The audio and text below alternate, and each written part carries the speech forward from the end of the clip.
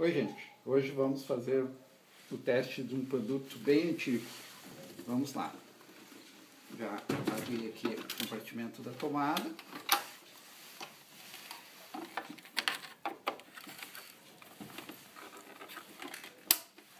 Também pode funcionar a pilhas.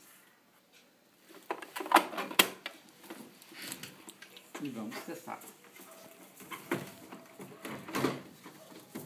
Vamos tirar a caixa de som.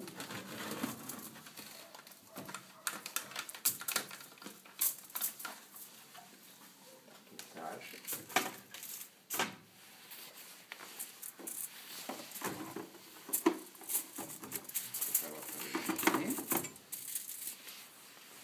Vamos pegar um disco e vamos colocar em funcionamento.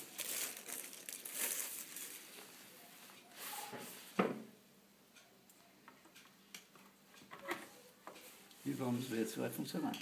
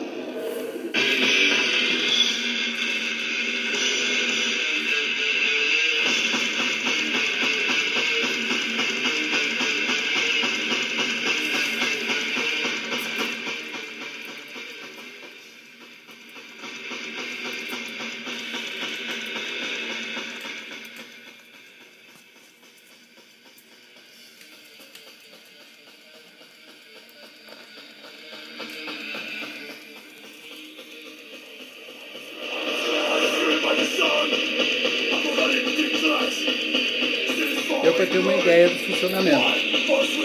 Isso aí, até o próximo teste.